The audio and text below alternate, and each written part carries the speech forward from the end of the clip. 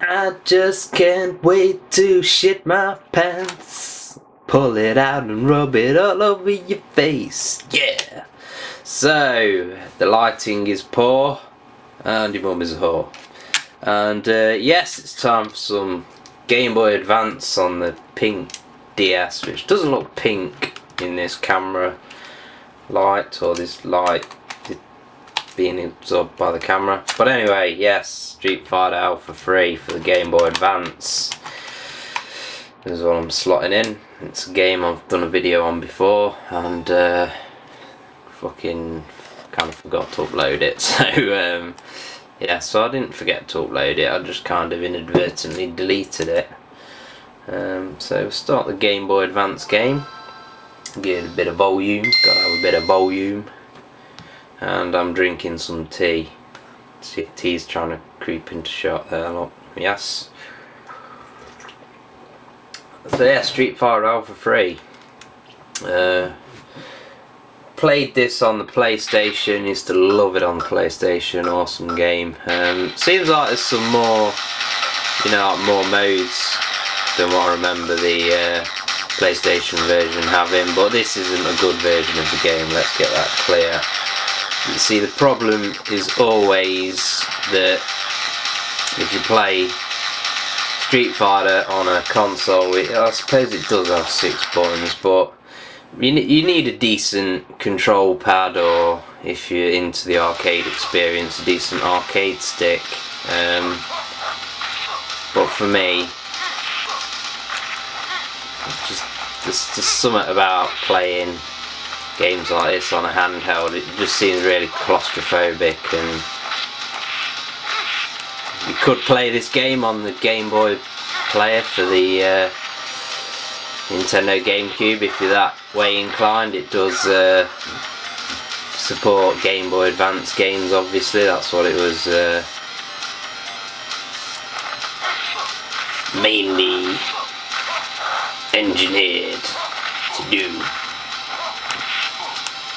In my last video I explained that I was I am extremely mentally drained from this fucking week. Shit week at work, and the goddamn D-pad on the DS is not helping my goddamn cause at the moment, because it fucking sucks for these games.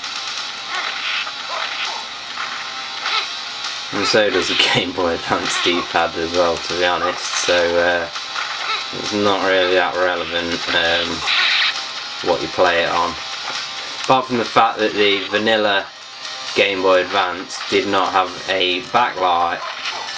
So obviously you play it on the DS, you get a backlight as a default. So yes, that's one reason to pick the game on the DS. Now graphically it's nice. The game does play pretty much as you'd expect it to, but oh no, that was it actually. What am I talking? I'm chatting shit, man. Yes, I've only been using the heavy punch and heavy kick in this video, and then I remembered that the Game Boy Advance only has 4 buttons. That was what I was about to say about playing fighting games on the Game Boy Advance, and I thought, hold on, no, this DS has got 6 buttons, and I remembered that the Advance has only got 4, because I'm a fucking retard. Wear down that clock a bit, and some more tea. Game over, more like fucking life over. See the option mode, game option. Yeah, difficult. Why the fuck's it? Just having to refer down to the normal damage. Lots of damage. You got speed options and shit like that in there. And we'll pick a different character. It's very rare that I actually play Street Fighter with anyone other than where's that DJ guy? I remember he was quite good. Yeah, it's very rare that I play Street Fighter with anyone other than Rio. Fuck it, we'll play as Vega. one of the old school bosses. We don't know we were just selecting different vehicle. Can't remember what they were all about. It was to do with the style of playing supers and all that. But the Street Fighter Alpha games are actually set before Street Fighter 2, the other, and possibly Street Fighter 1. Nobody really plays Street Fighter 1, nobody really cares about it. Or Fighting Street as it's known as on the Turbo Graphics or whatever. So you could just be cheap as hell with Vega. This is a cheap ass motherfucker. And just do that same move over and over again.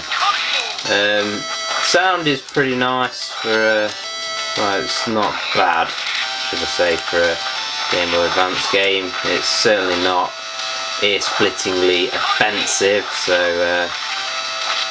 it's okay in that regard.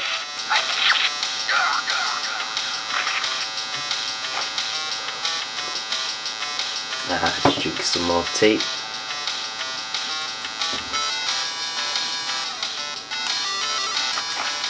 As you could see when I was selecting Vega, there is a whole plethora of characters to choose from. There's a lot of characters. It's not like the original Street Fighter 2 where you, well, I say the original Street Fighter 2. I just discount Street Fighter whatsoever, the first game. It's just not part of the series for me. I don't even know if I've ever fucking played it, to be honest. I'm sure I will have, I just don't remember.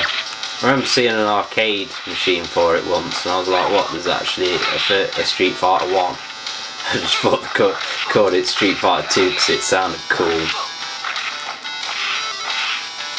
Sounded like it's so cool, it just needed a sequel before it even fucking had a first game. So yes, this is Street Fighter Alpha 3. The main problem for me with it is the fact that you've only got 4 buttons.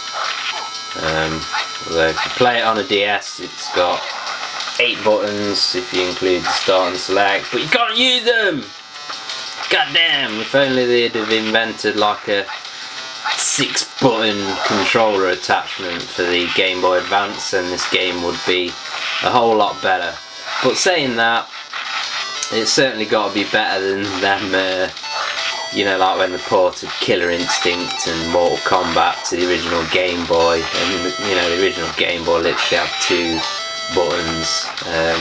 So not quite as bad as that, but certainly I'd prefer the PlayStation version over this one, which can be picked up pretty cheaply anyway, especially if you go for the value edition. But thumbs up for Street Fighter Alpha 3 for this version, this specific port.